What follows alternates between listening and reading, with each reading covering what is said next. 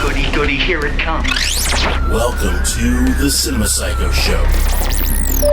You are interested in the unknown, the mysterious, the unexplainable. That is why you are here.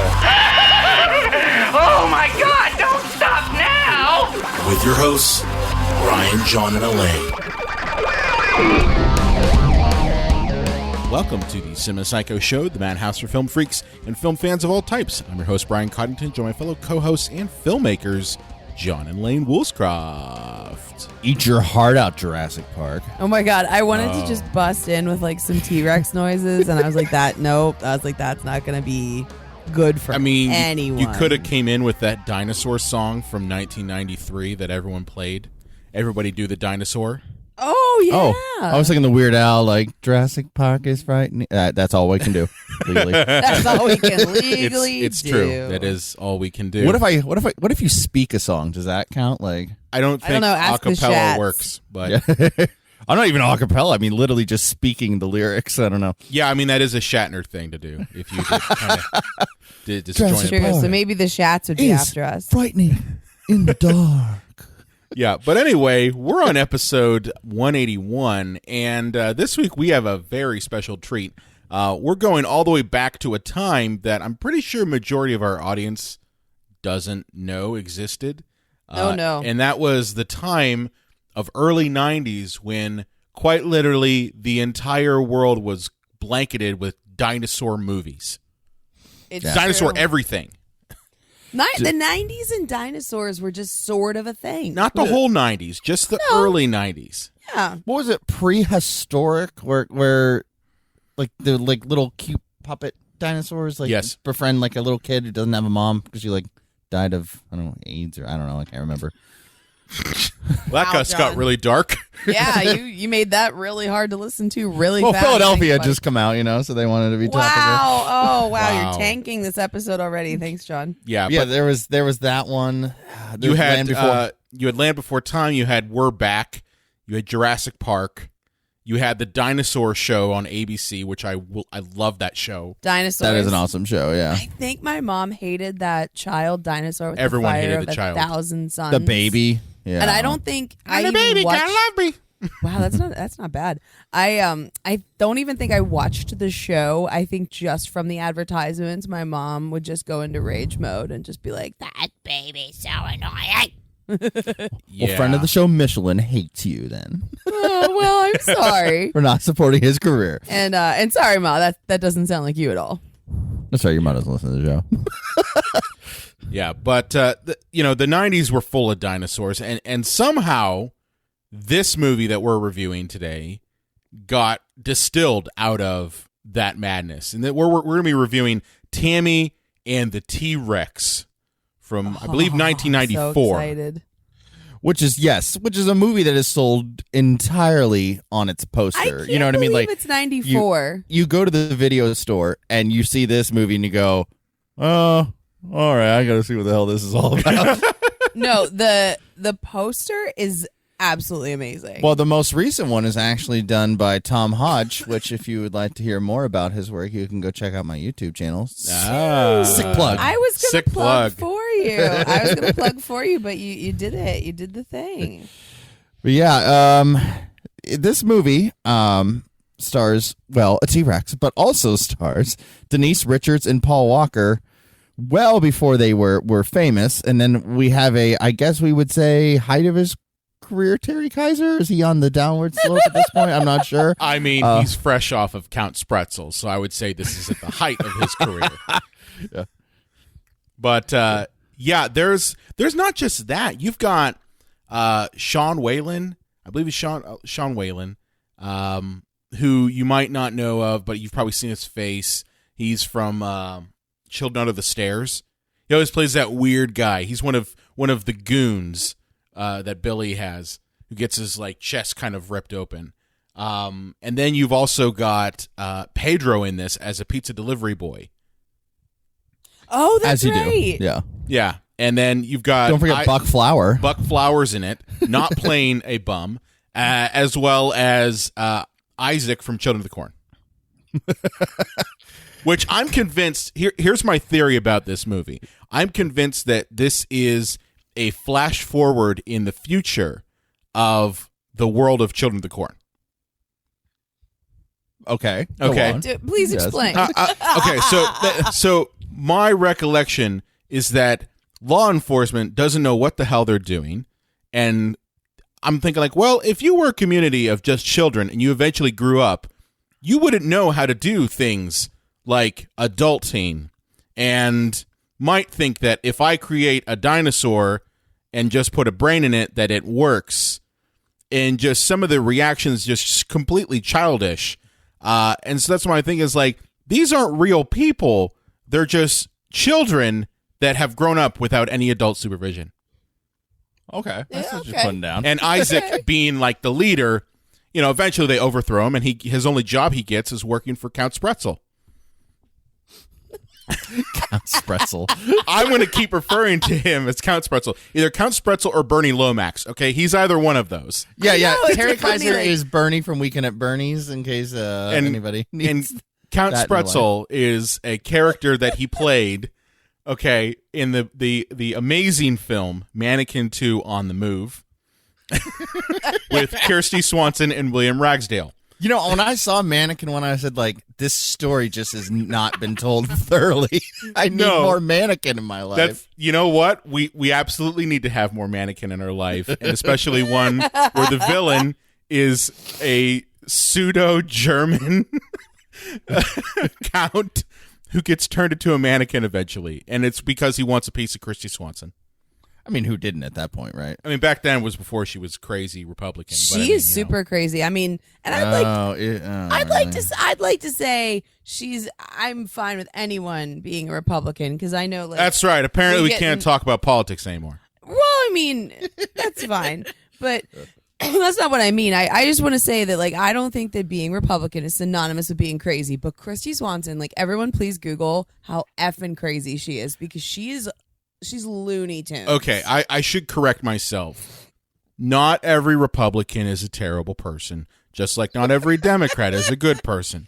I'm just saying that if you look at Kirsty Swanson's tweets or Instagram, Right, they are right. like She cray. far right crazy. That's the key She there. cray. Far right crazy. She cray. Yeah. That's all I'm saying, and I just want to. I apologize to our very few Republican listeners. Well, Brian, I am the woke one of us. Oh, so- that's Oh, correct. he went into woke mode. Oh, I man. wanna woke mode. So if into anyone woke doesn't mode. know what we're snarkily joking about, we got a bad review a couple weeks ago, and It's on iTunes. They and can it's read on it, but iTunes. it's You guys pretty can check amazing. it out. But it's we've been just amused by the review in general. I Me just especially Yeah, because go ahead. I'm not even like referred to as a person. I am the called woman. No, The I am female. called the female. I could literally be a gecko. It doesn't even mean I'm a human. The Yeah. female. It's hilarious. Well, here's the funny thing. So I follow another podcast called Nightmare on Film Street, and I've talked to them back and forth a couple times, and they posted a bad review on their iTunes, which they posted on Twitter, and it was something to the effect of, they were like, the person got angry because they used the word film when they're clearly only talking about movies.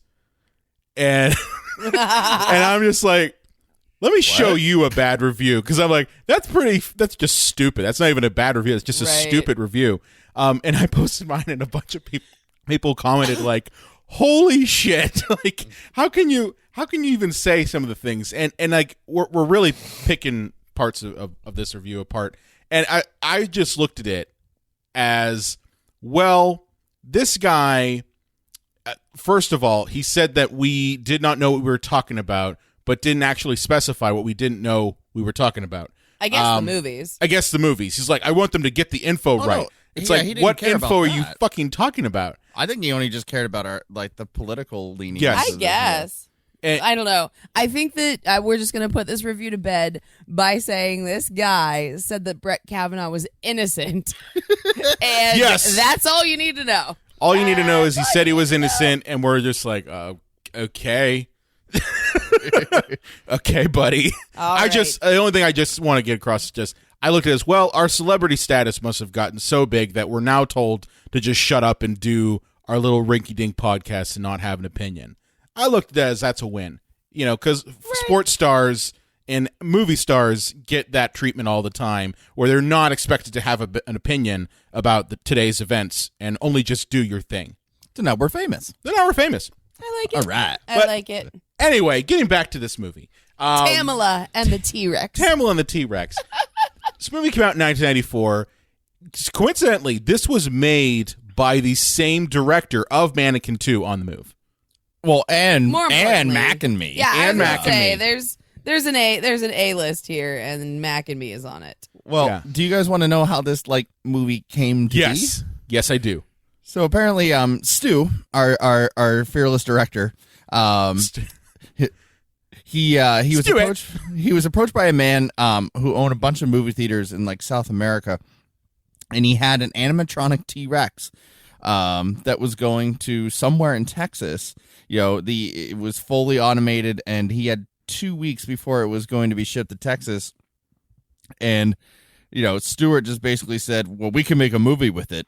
And the guy said, "Well, what's the story?" And he said, "I don't know, but we can start filming in a month."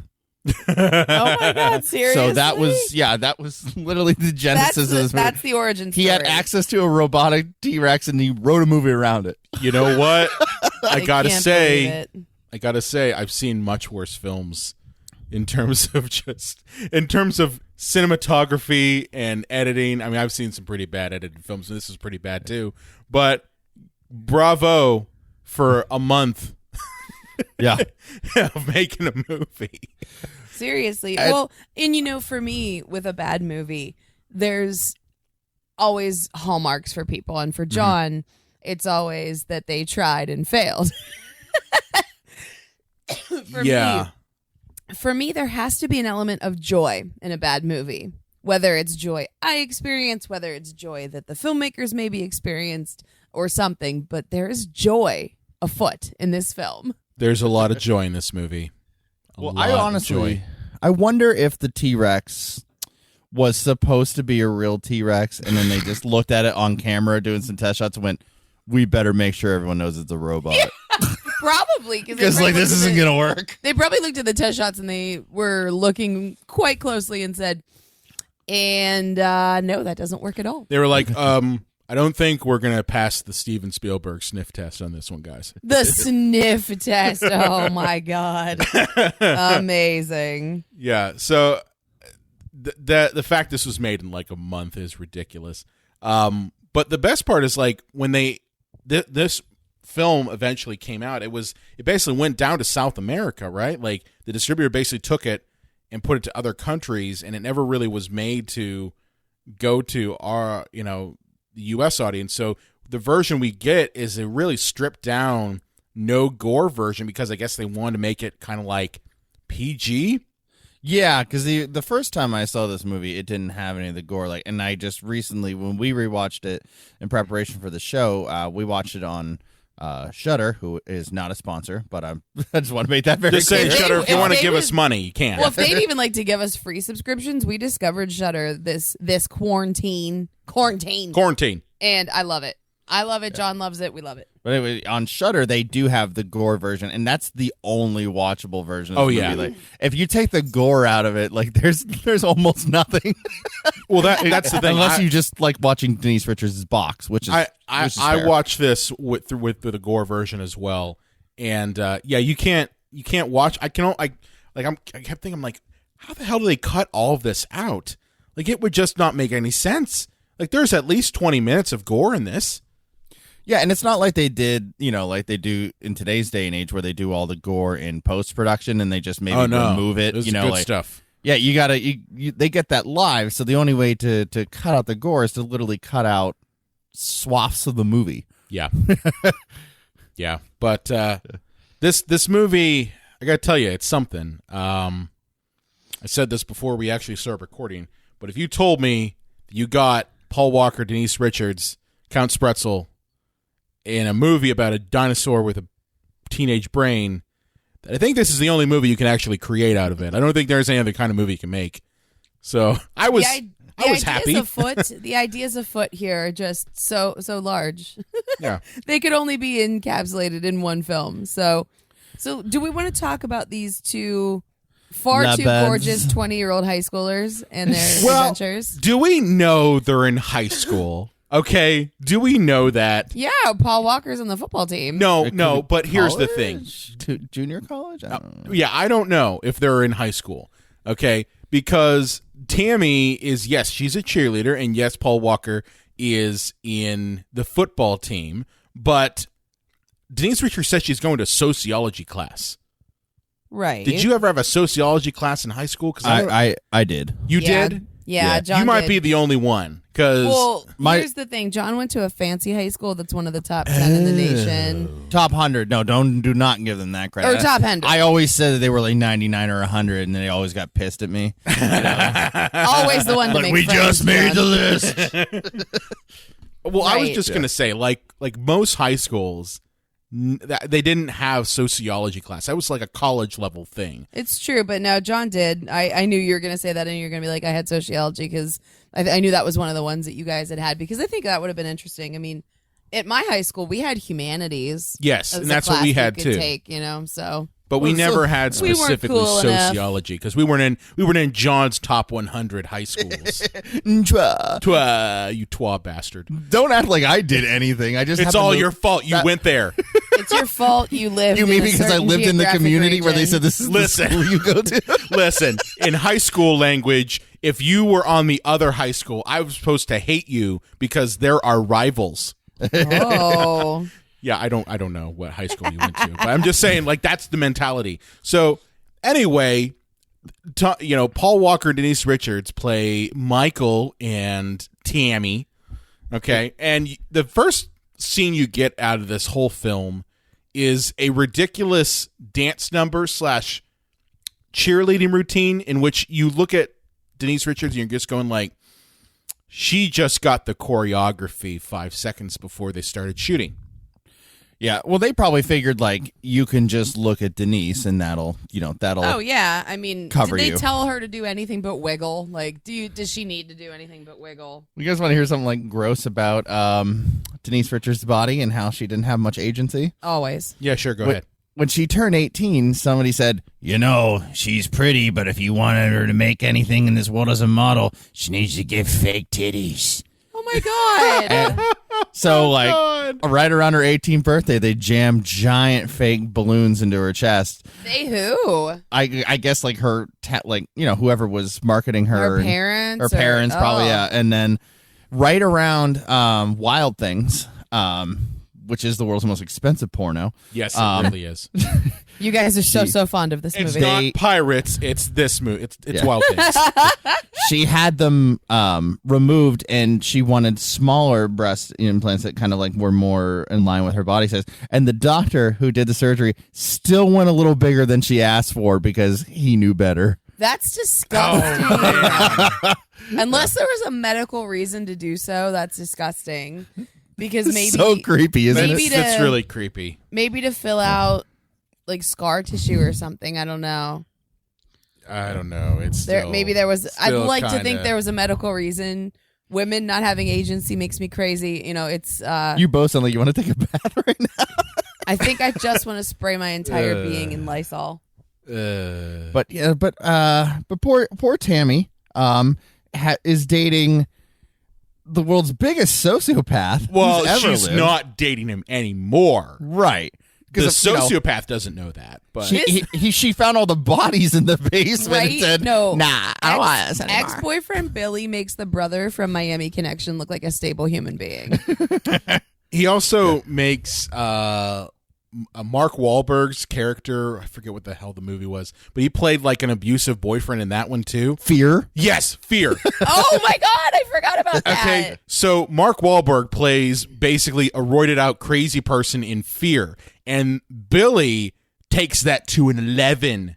So if you're Yeah, starting that's at the one- Mark is that the one with Mark Reese Witherspoon? Wahlberg crazy, and then you amp it up, you get Billy. Billy is insane. Billy Oh. is so. Is the actor was given nothing. Billy comes in at an 11. Like, Billy will come in running people over. He'll take a piss on an infant's face. Like... Well, that's why I say that this is Children of the Corn, in the future. Yeah. Because if you didn't have parents, you didn't have anyone, you turn into a sociopath like Billy.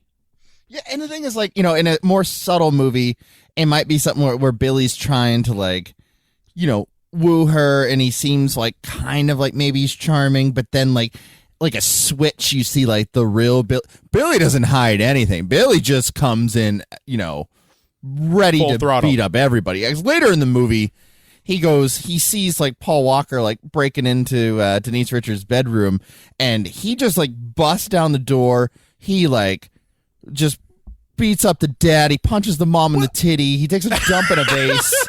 Like He does. The idea that he eats all their soup. The fact that someone's ex-boyfriend, like some punk kid, could come into your house and just bust down the door and beat up your parents blows my mind. So no. My dad was he was an English professor. He was a very mild-mannered human being. He was, was very quiet, and very very thoughtful. But that guy also was in the military, and if some asshole ex-boyfriend of mine busted through the door, I have no doubt that my dad would have kicked his ass. Like, he would have wrecked that dude. What I don't get is just the ambivalence of police and everyone else around them. Like, they know that this gang of weirdos, they exist, right? They know what they're doing. And that scene, we haven't got to yet, but that scene when he busts through the door of Tammy's house, and it's just like, we're going to go up. What the fuck are the parents doing? Oh, God, it's Billy again. It's like, what the shit? They're literally busting through your door. They could rape your daughter right there and then. Oh, no, he's taking a dump on our yard. Well, that's just Billy for you. Oh, no, now he's taking an axe to our gazebo. Damn it, Billy. What is he doing? Oh, he's jerking off in the corn over there. Okay, it's just, it's releasing some steam. But, yeah, Billy is I'd say one of the highlights of this movie in terms of mania. Yeah, there's never a moment where like we just see Billy ordering a Dr. Pepper, like a normal moment. He's literally just punching or attacking at all times. Well, he is screaming. the foil / antagonist for Paul Walker, R.I.P. Yeah. And Go the ahead, new boyfriend of Tammy. I was going to say, like, we can kind of get to the catalyst of Paul Walker becoming the dinosaur. But one of the things that this movie decides to do so that when Paul Walker is the dinosaur, that Denise Richards can recognize him, is he eats a flower. Yes, this makes no sense. And I guess it's because, like, what else could a T-Rex do that a human could also do? But what an odd I think choice. later in the movie that we find out what a human and a T-Rex can do, because it's kind of implied that they had some banging. Ew. Yeah. Like cyber banging, like before, Cyber banging. like that was a thing. Yeah, I Yeah. wish he had banged the T-Rex, but we never got there. The mechanics, how does that work? Literally the mechanics. Yeah. But I don't want to bang the T-Rex. Like, Denise, what do we get you these fake titties for? Oh, you want to be a star? you want to be a star, don't you? Oh my gosh. But yeah, the flower eating thing made no sense to me at all. And that I can't believe that's what you guys take away from this movie is making no sense. Oh no, there's so much more. But like, you really have to get you buy down to in the or name. you get out with this movie. Yeah. But I saw that and I'm just like, what the fuck does that mean? Like, what does that suddenly like hide the flower? But anyway, Billy shows up and we get our first glimpse at him, and we get one of, I would say, the greatest fistfights of movie history. Like, this rivals, in my It's opinion, John Carpenter's They Live fight with Roddy Piper. But yeah, this is one of the best fist fights in movie history. It's certainly bizarre, and like, they like start kicking each other like in the family pouch, and like, Paul Walker's like wearing a cup. Like, now there are some cups these days that will reverberate the shock of a hit to the genitals. I don't know so why you don't would want to actually wear that. Why would you want to wear that? Well, that way you don't actually feel it. But like, a cup does not stop you from pain. It just stops you from hemorrhaging a testicle. I didn't know that. Yeah, I thought it protected from the impact as well. No, God, no. Like, if you're wearing one, like, if you're a catcher, like in baseball, and you're wearing a cup, and the ball bounces on the ground and whacks you in the nuts, you're probably gonna faint, but your testicle won't explode. But your testicle won't explode. What if That's the so cup is helpful. made out of steel? Okay. Oh, what you mean, like Shaq? Yeah, that's right. What if it was a steel cup? Yeah, Okay. fun fact, the cup was still invented before the hockey helmet.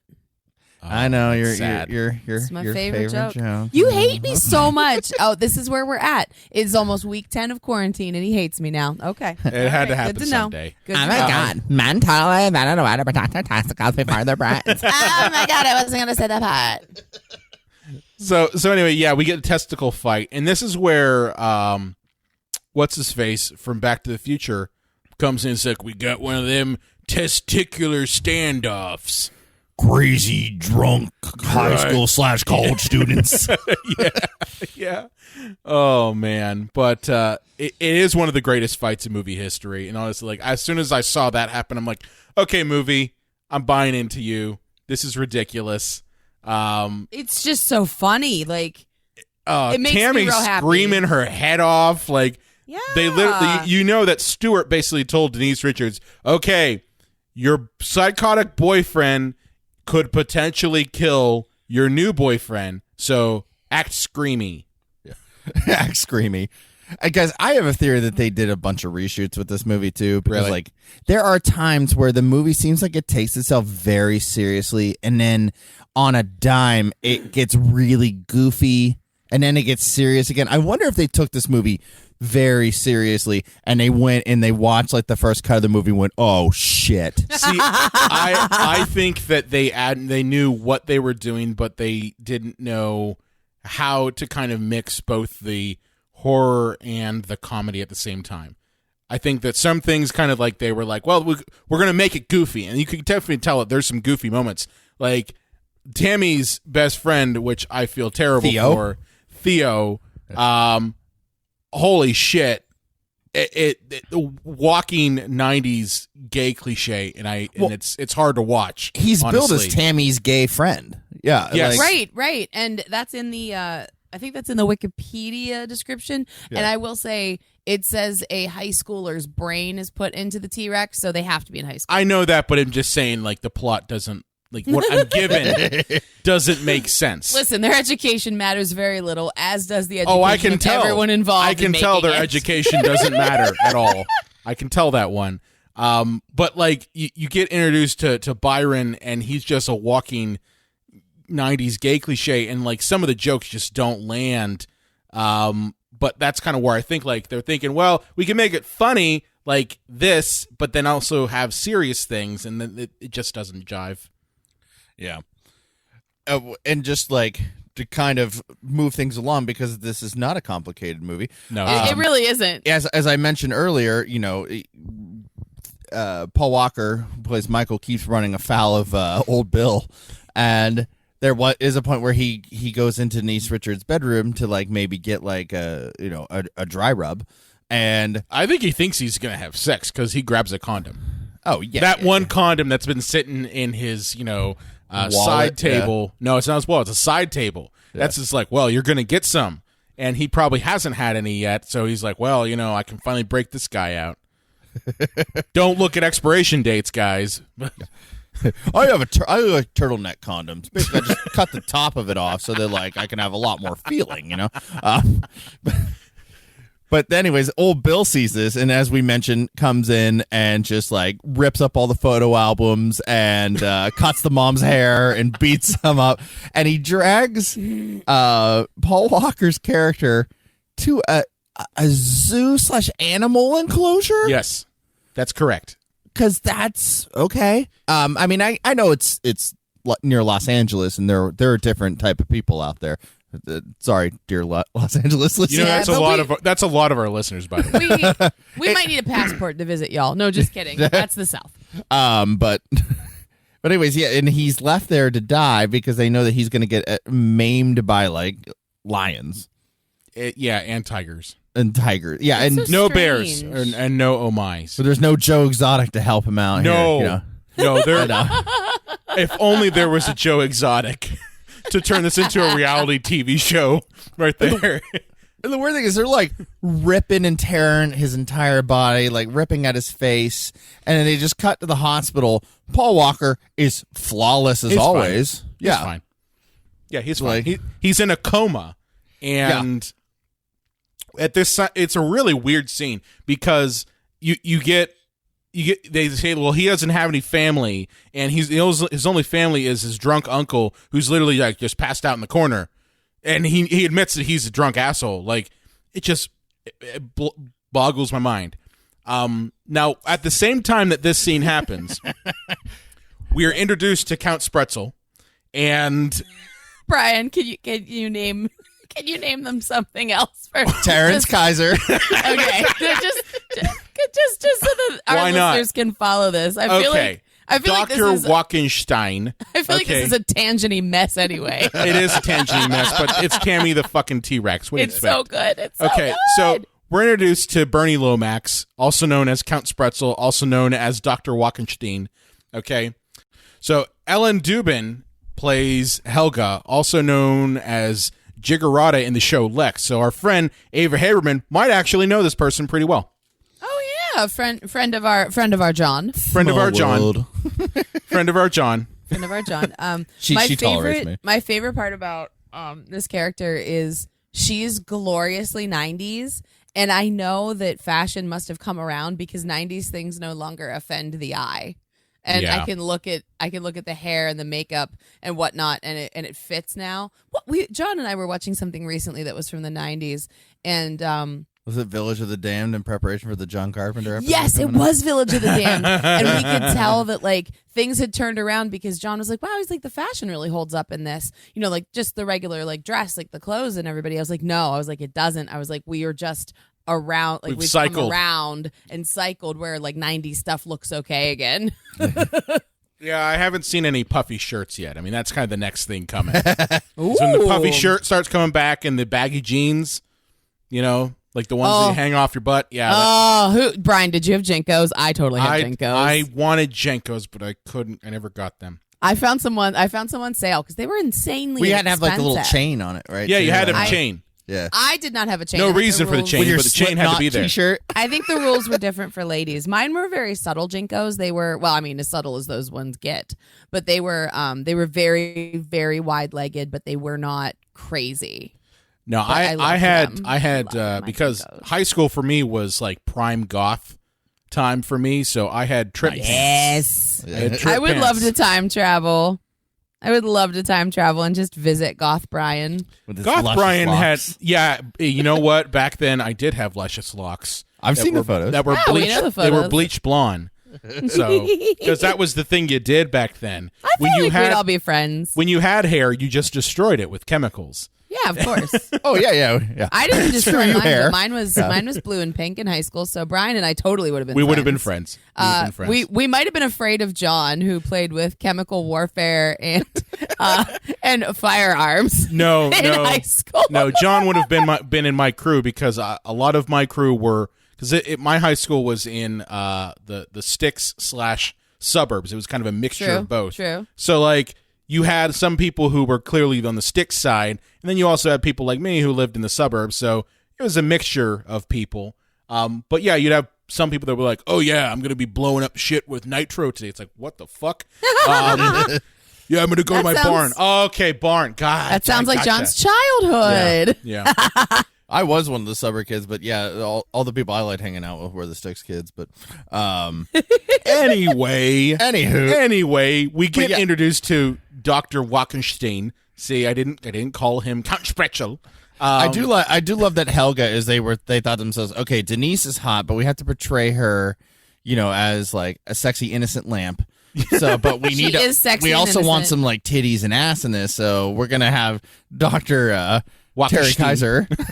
You're gonna have his assistant be like the actual thing you can stare at because Yeah. it's a B movie. You can't not have like titties and ass. Have we given her due? I mean, she's very beautiful in this. Yeah, she is. I feel like you guys have made it dirty and taken it somewhere bad because The movie John did. says things like titties and ass, but she's very beautiful in this. And since she's not, shall we say, one of the greatest actresses of our time, No. she's usually got like two modes where she's either like sarcastic and kind of sassy or she's just sweet, and she's sweet in this. Yeah, would you prefer memory and buttocks? There you go. Well, here's the thing: is like since I knew this actress from the show Lex because I'm a fan of that show.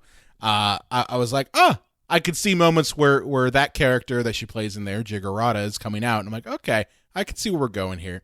But anyway, in this scene, we're introduced to Count Spretzel and his sexy assistant. We're also introduced to Isaac from Children of the Corn, John Franklin as Bobby, and then a muscle-bound henchman. And in this scene, we're basically introduced to the dinosaur, which is right now being controlled by a computer, okay? And we don't understand why the doctor wants a brain for the animatronic dinosaur. Like, you get the idea that it's for immortality, but there's never any discussion of what the plan is. It's just RoboCop. Right? this is exactly RoboCop. But even RoboCop has like a background narrative and why RoboCop exists. It's because OCP wants to control the cops. Okay, it doesn't want to have to deal with police officers, so you make a cyborg police officer that puts them all out of business. Okay, that's a plan. It's a ridiculous plan, but it's still a plan. There's nothing in this. The only thing we get is that, he has investors. What fucking investors? Like the Underpants Gnome episode of South Park. Like step 1, get underpants. Step 3, profits. Yes, yes. But there's no reasoning behind just, we have a dinosaur, let's put a brain in it to do what's going to happen in the movie. But like that right there is a major plot point that maybe if you had more than just a month, you could have ironed that out. Like literally, like John has been looking at my script I've been working on while in quarantine, and he's been pointing out things to me that I'm like, and Lane, you've been doing it too, but I haven't gotten your notes yet. But he's been pointing out things that I'm like, I didn't think about this. All Stewart would have needed was just someone else to look at his script and say, hey, what is Dr. Walkenstein's plan? Like, just a little side note there. What's his plan? You put that in there. That's the tricky thing, because I know that, like, very skilled filmmakers like, Steffen Spielberg can make a T-Rex seem like very threatening, but like a T-Rex has tiny little arms, and like if you just walk into a building, the T-Rex can't get you anymore because he can't fit through the doors. Like a T-Rex is kind of useless. Like I know a raptor that does Raptors are much terrifying. Right, but it doesn't really sell your movie, right? Like Tammy and the Velociraptor. First off, you lost the alliteration. Secondly, that's not going to put butts in seats. But like, they should have put him into a Velociraptor because I imagine they could sell him as a weapon. Then she could have been Valerie in the Velociraptor. I mean, we could have gotten creative here. Then we could have actually had a sex scene with the dinosaur. which is Endgame. Let's be real. That's just right. Endgame for this series. Because they gave it a dick, right? Like the T-Rex has a. I mean, the crazy scientist gave Edward Scissorhands a dick before hands. I didn't see a dick though. There was no dickage on this. It is retractable. Yeah. Retractable. Initiating sex mode. This might be our best episode ever, guys. I'm so happy. So we get the scene with the dinosaur, and then we cut to the hospital where Dr. Walkenstein and Helga come in, and they're supposed to be like almost in disguise. At least that's kind of like by the look of it. But Dr. Walkenstein's got a cigarette hanging out of his mouth. He's still wearing his sexy, nouveau riche German clothes, and it's ridiculous because they're in white like coats coming up to go see Michael.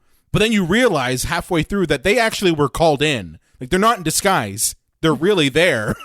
Did they remind for their you expertise? They reminded me of a Rocky and Bullwinkle episode. Yes. I'm pretty sure John and I called them Moose and Squirrel a couple of times because they were so bad. Boris and Natasha. Boris and Natasha. Yes, it was very much like that. Yeah, but they're there. Fun. They're there to get them some Paul Walker brainage.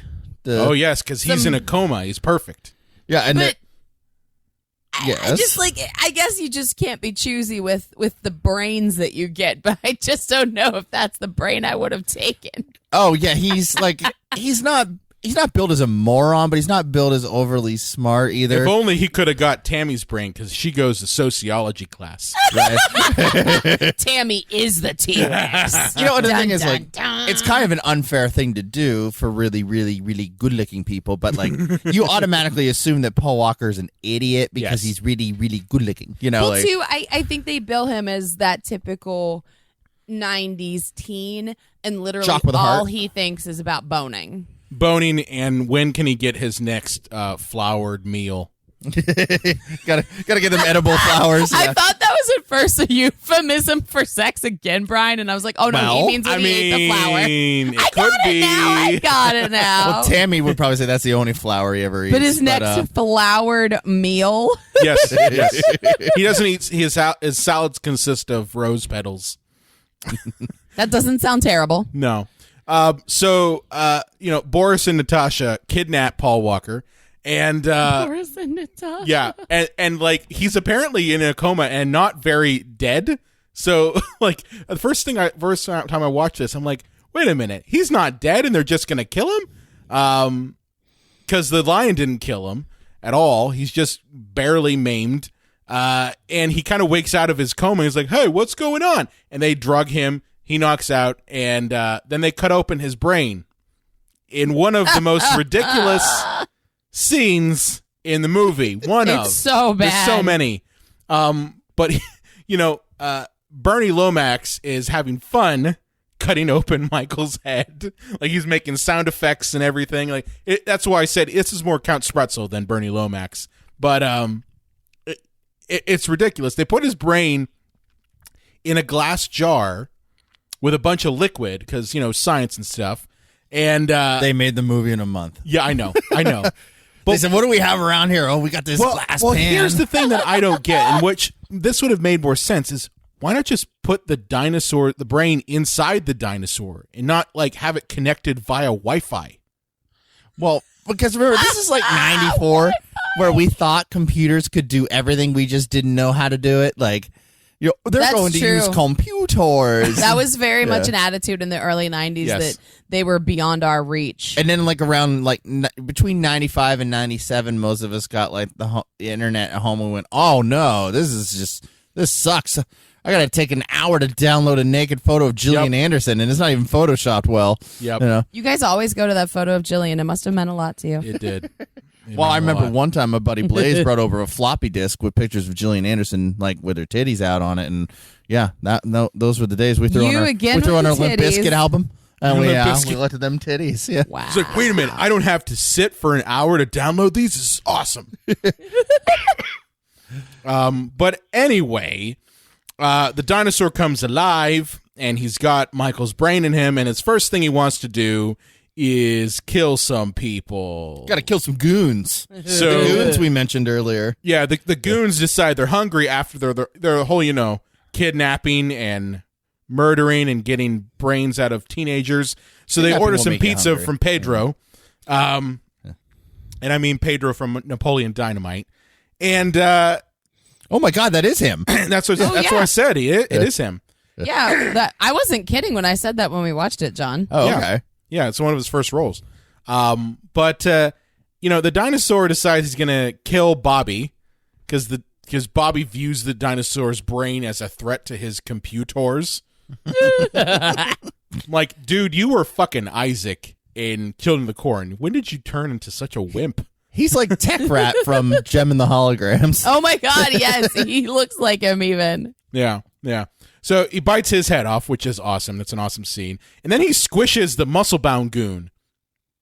Literally squishes him like a pancake. Oh yeah, He's got way too many muscles. He's got to flatten them out.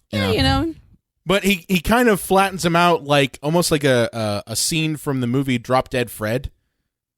If you know what I'm talking about. The scene where Fred gets his head kind of smashed in a refrigerator door and he pulls it out and it's all flat like Stewie's face. Yeah, that's exactly what happens to the muscle-bound goon. He gets squished to like a pancake level. And then the dinosaur does, I'm not kidding, he goes to make a phone call on a payphone. Yes. And they use like puppet hands that like T-Rex have itty bitty little arms, but these things are coming in like 15 feet long because they needed to like come from off screen and punch the keys on the. I gotta say, I did not mind the puppet hands or the puppet, like the feet. Okay, I did not mind that, and it's They mainly were very amusing. They were amusing, and they kind of communicated to me, okay, this is a ridiculous fucking movie. Don't take it seriously, you know. But what I found funny was that we knew that he was calling Tammy's house because Denise Richards' headshot was sitting on a table. John and I were so upset by that. We were like, they didn't even try. Like, they just No. took her actual headshot. They made it in a month. They didn't have time to take her out to like, shoot something in the park. John No. forever the champion. But of they couldn't such have just things. said, hey, Denise, I need you to go get some family photos, and like we'll put them in some frames, and maybe just do that. When you're as beautiful as Denise, you don't take like normal photos. You know what I mean? Get us some of your 12-year-old the mall. headshots. How about that? Oh my God. Yeah. So at that point, the T-Rex decides, you know what? I think I'm going to go on a killing spree, and goes Our to hero. Our hero. Yeah. The T-Rex is considered the hero, by the way. Hero goes to a party in which Tammy's at, sulking, which we're just like. I mean, her boyfriend died like 3 hours ago. Like, That's, I don't that's fair. That's fair. He was horribly murdered and mauled. And they're like, Yes. come on, party. Yes, and at the party, the T-Rex decides, I'm going to fucking kill everyone, Including Billy. including Billy. Which, Billy's got to get it. I got to Yeah. go I feel through like some of these deaths especially here. Billy. I got to go through some of these deaths here, because these deaths are amazing. And this is why Excellent. you have to watch the gory version from Vinegar Syndrome. You can't watch the non-gory version, because this doesn't make sense. But, okay, so you get Sean Whalen gets his chest ripped open, okay, while he's pissing on the dinosaur, because that's what happens. Okay, Billy gets it in the worst way. So, first, the blonde-haired girl who does... It's weird, her relationship with Billy. She tells Billy about Tammy being with Michael, so she wants him to kill people and get him angry, and then wants to, like, take him away from Tammy so that she can have sex with him, too. Okay? This is the logic in the movie. So they're going at it, Billy and the blonde-haired henchwoman, and, in a car, which Billy's ass is, like, completely exposed. It's the most awkward sex scene ever. like you do. Like you do. Like, awkward sex scene. Dinosaur comes up, and is looking down on them, and she's screaming. I swear to God, we're not making this. We're not No, making this it's- up. She's screaming it's real. out of horror, and Billy's like, "Oh yeah, I'm giving it to you." Yeah, he thinks he's just fucking He thinks nailing he's just it. the king, and she then gets her leg pulled up by the dinosaur and ripped off. Billy runs away, pulling his pants up, and eventually gets his head ripped off by the dinosaur. We're not making this up. This is the movie. It's so glorious. I can't even Other tell you. highlighted deaths include the dinosaur jumping on a car with people underneath it, causing them to explode. That makes sense. That makes It's sense. science. Science. He doesn't kill Byron. Okay, Tammy's gay friend, and this is kind of how we know he's still Michael inside there. Even though he's a cold He's blooded killing murderer everyone. Now. Yeah. but he's still Did Michael. they not step back and be like, oh wait, he's the hero? Whoopsie. We had It's him a horror comedy. violently murder so many people. Yeah. Well, I think that's a lot of where the joy is. It's just this melee free-for-all of robot dinosaur violence. Yes. I don't know. But- it's so fun. After this horrifying bloodbath, in which the cops show up and we find out Byron's dad is the sheriff, Sheriff Black. Again, movie. What the fuck?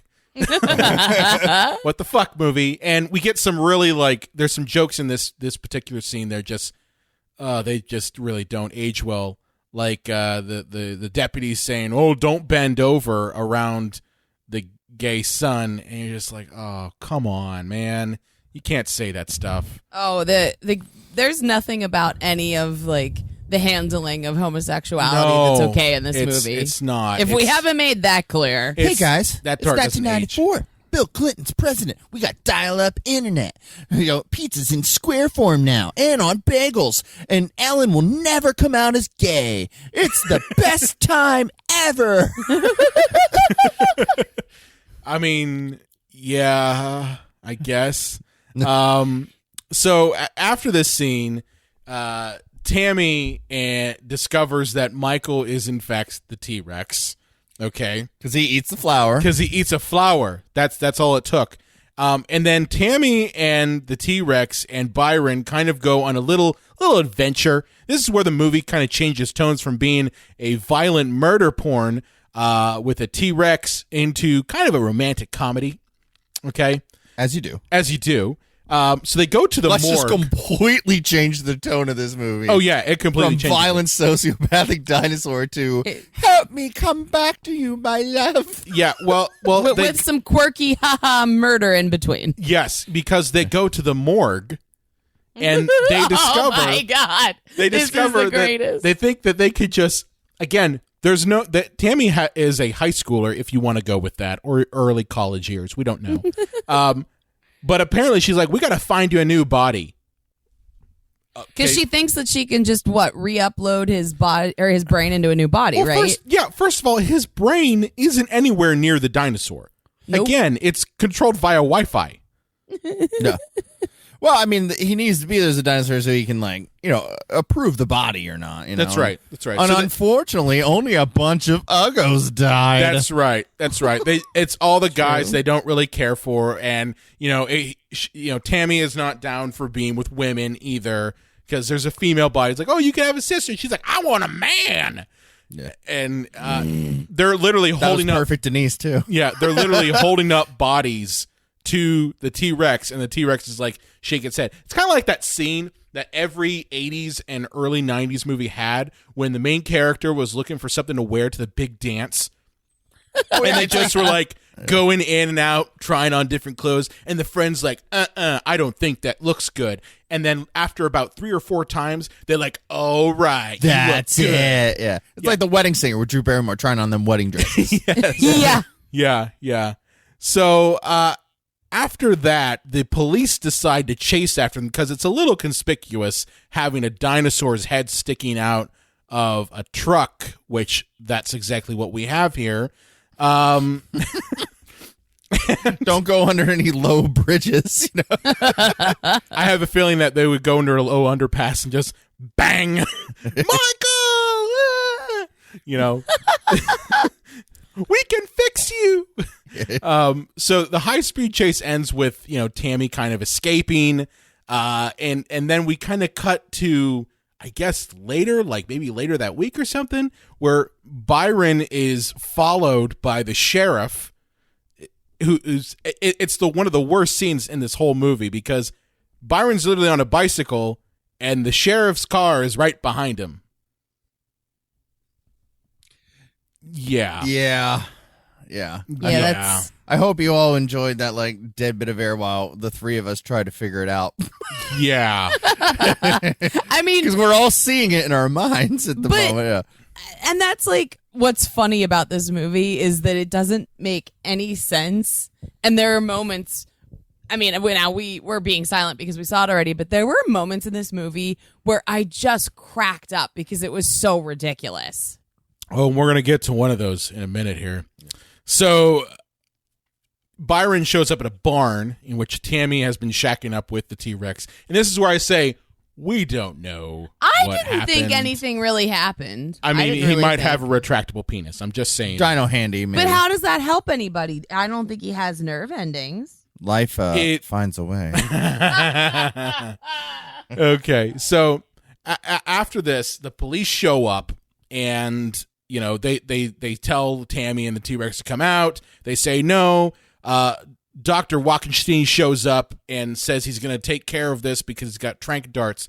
This is a robot. I know that Yeah. never made any sense to me. Yeah, Ever. And does he feel any pain? Like if anything There happens are no to the pain receptors. Yeah, so like, what are the stakes here? And it's a robot. Why can't you just like... And does that mean that anything, like any robot, his brain could like function on? Or like, could here's he be a here- dustbuster? Here's a better one here.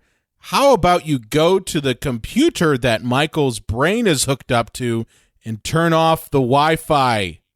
That's what I'm saying. They could have just changed the connection, right? Just like turn off the Wi-Fi at his brain. That's all you have to do. Because again, we don't know it's in the brain. Like it's not in the dinosaur. Okay, Right. Which would have, as Lane you mentioned earlier, would have made, or who brought up that the brain should just be in the dinosaur? I think that was me. that was That was Brian. Brian. Okay, yeah, because that would have actually He's given the stakes. pragmatist. That would have given stakes to Yes. to anything. Yeah, of course. Yeah, But yeah. So instead, we get Dr. Wachenstein and his sexy assistant go in, and he gets ripped open. Which I'm like, oh, poor Bernie Lomax. I was They're gonna not going to say- be able to put him back together again. They can carry him around with some sunglasses on. have Jamaican music going on in the background. I mean, that Did could you just happen. reference Weekend at Bernie's The Deuce? Oh, Yes, the I did. deuce. Yes, I did. It's one of my Nicely favorites. done. So anyway, the Helga runs away, and we get a gratuitous butt shot for no reason in slow I motion. wouldn't say it's for no reason. I think we know why. I mean, we know all why it know was the there, reason. but yeah, I mean, John, as you said, if they have to objectify someone and it can't be Denise Richards, it might as well be Helga. better than Bernie. I guess. I mean, that's a matter of opinion. Some dude butt might have made this movie more enjoyable for me. Did anybody that's think true. about that? Well, fun, unbelievable sidebar here.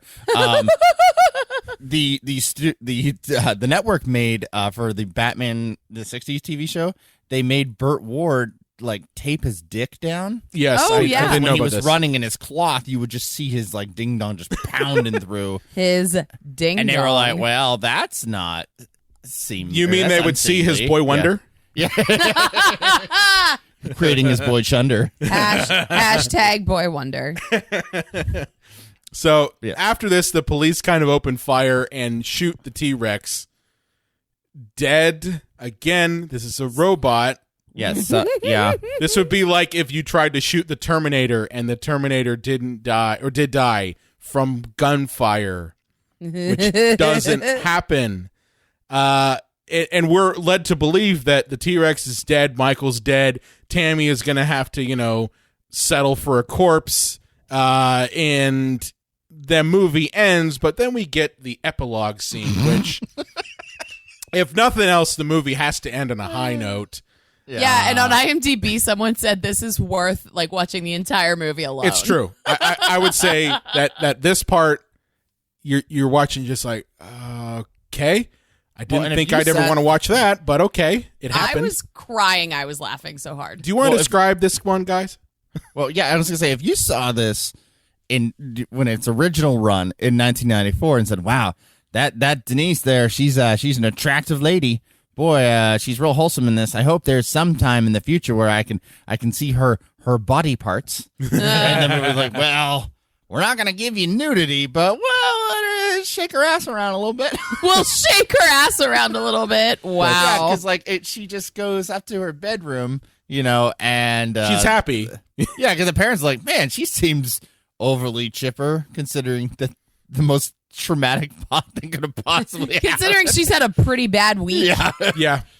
And she reveals that she has Paul Walker's brain in her bedroom attached to a stereo system so we can hear him. And a Makes camera. sense. That checks out. Yeah. Checks out. And I think it's his voice, so it's not even like a robotic thing like, "Hello, Tammy, I love you." No, it's his brain, John. It's not another machine. God, you're so stupid. And his vocal cords apparently are there. Exactly. In the soup.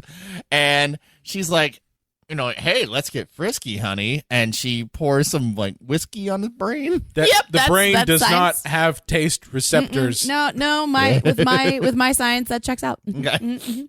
And she's like, "Now enjoy my little dance," where you can tell that she knows she's hot, but she doesn't know how to be seductive. Yeah.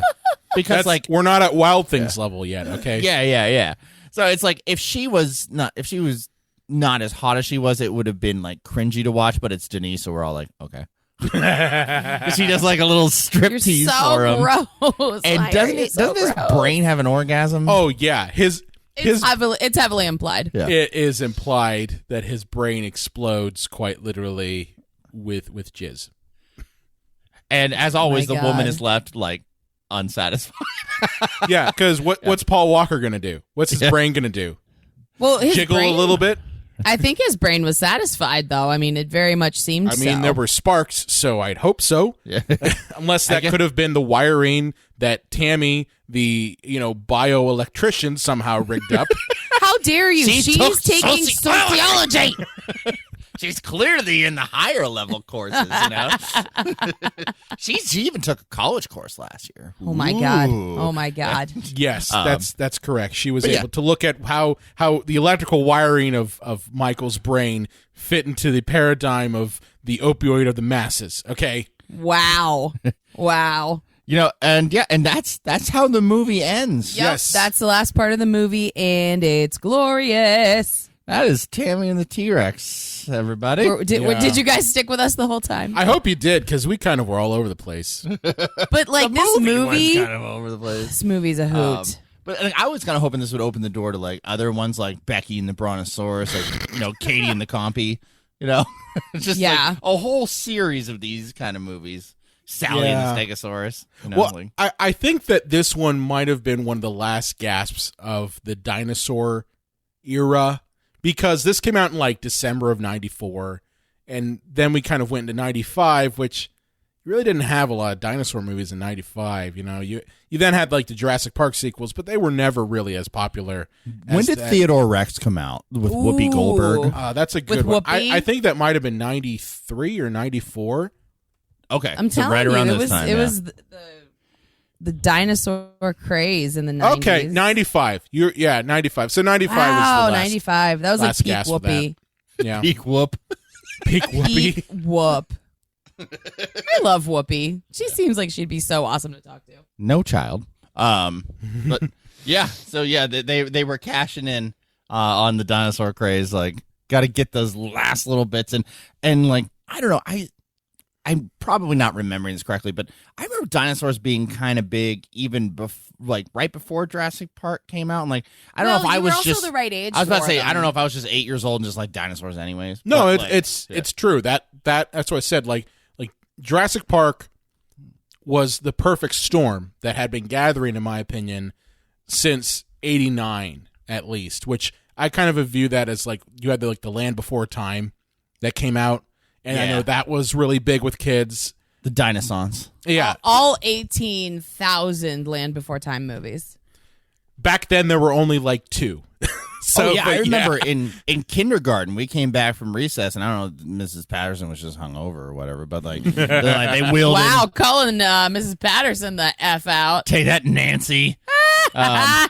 But she just wheeled in like the TV on wheels and stuff, and we're like, hey, did you hear that we're gonna watch The Land Before Time, the newish movie that's out, doesn't have a single sequel because we're in kindergarten. Now they're up to like 58 of them, I think. yeah, Everybody just flips out. Basically, it's the man is franchise in that it keeps now. going. Yeah. Jeez. Yeah, but it's this movie. I will tell you, just final thoughts on it. It's a trip. It's definitely a B movie that I think more people should know about. I don't think it's nearly as popular as movies like The Room or No. Troll 2, and that's kind of a shame because this one is, in my opinion, right up there. Oh my with- gosh, with I those think so, ridiculous absolutely. It's become a new favorite of mine. I never saw it before, but when we were, like I said, shout out to Shudder. But when we got Shudder, I saw that it was on this, and I literally just saw the poster, which as John mentioned, Tom Hodge did, and I saw the poster and I was like, no, like I have to see this, and then I was like, wait. I was like, Paul Walker's in this? I was like, I have to see it. I was so excited. That always helps when people that became big stars, like Yeah. like the first movies they did. It's because fun to you see. gotta break in somewhere. You know What? what I mean, it's fun to see, and like I really enjoy seeing a beginning of a career when someone's trying to find their footing, and you kind of can see things later on. You know, I don't know. I mean, there was a very specific set of movies that Paul Walker himself did, but it was just neat to see him as like a young guy, you know, especially too since he passed away, which, you know, I still think was really sad. It's I mean, anytime a young actor is well, especially because he was actually a good person and not a piece of shit. He did a lot of philanthropy. Yeah. You know, he really loved his daughter. He had a good life, you know. So in that case, it's always him and Luke Perry that die. You know, it's like the good guys that die, not the pieces of shit. But but it was just so fun to me to see this, and I thought it was really interesting that I got to discover a 90s time capsule. That's what a lot of these old movies are. It's not just that they're bad. It takes you back to when, you know, you were in a time of the 90s, a completely different era. I think that the 90s is the last super defined decade that we have, because 16-bit. We thought Lance Armstrong was a great man. Did we even know who Lance Armstrong was in 94? I don't know. But it seems very much as a different time. And I think that the way that the 90s stick out to me is because there wasn't home internet until the latter part of that decade. Right. And that makes a big difference. I think that colors everything. Now, for me personally, like John said, my childhood was in the 90s. Most of my childhood was in the 90s, and most of the childhood I remember the best because, you know, I was already 5 when the 90s began. So my best developed memories of being a child are in the 90s. But I think that the definition of that decade, because the 2000s were so nebulous afterwards, there's something really special about finding a bad movie from 94 or, you know, or 92, you know, where it just seems a totally different time. And to look back on old technology in those movies makes me so happy because it's so bad. I think the biggest thing is just the fact that no one has a cell phone in the movie. Nobody has a cell phone. No one has the access that we have now, where, you know, you're watching this movie and you're just going like, I wonder if they can just, you know, like call somebody, and you have to realize, oh shit, they actually have to go to a payphone. They don't even have that shitty Nokia phone. No, they don't even have the shitty Nokia phone with the different totally had it. The different covers you put on it, and still have the covers. Yeah. You downloaded the ringtone that was supposed to be like the theme for the X-Files, but like it was so distorted. It's like, you know, just like, listen, either you appreciate the art form that is MIDI or you don't. Yeah, but this movie, Absolutely Lane, is a time capsule, and I think more people should watch it. So much fun. There's joy. There's joy. You know, we have reached out to people involved in this movie, and hopefully they do get back to us, because I do want to know, like, did they realize the dinosaur wasn't going to work, and they decided instead of it being a real dinosaur, that it would be a robot? Did they try to take this seriously and then said, oh no, now we need to shoot some comedy? Was it always meant to be goofy from the outset? Like, how much improving on set was there? Like, there's so much I want to know about this movie, because there are some times where it seems like it's taking itself very seriously and it's graphically violent, and then the next scene is just goofballs, you know, and I'm like, it's just, the tone is all over the place with this movie. Yeah. You know, so hopefully we can learn a little bit more. Yeah. Well, that's Tammy and the T-Rex. Check this one out. It's on Shudder. So Shudder, if you're listening, give us more movies. We'll post them to you. But anyway, John, where can they find you at on the Twitter machine? That Billy did not deserve his fate. At Billy at the Unreal J Wolves. Lane. At Dino Titties. No, it's Dino Titties. Ditties. Dino Titties. Ditties. No, my Twitter is LA@LA_Croft. You can find me at Brian Conton. I also run the Psycho Show page. Be sure to like us on Facebook, Twitter, Instagram at Psycho Show. You can also find us on the Epicast Network at epicastnetwork.com. If you have a favorite movie or question you want to throw away, or you two are wondering whether Denise Richards actually did fuck that dinosaur, you can contact us at cinemapsychoshow.com, and make sure to subscribe to us on Apple Podcasts and iTunes, and we will see you next time. Denise Richards' doctor purposely botched her breast implant surgery. Epicast.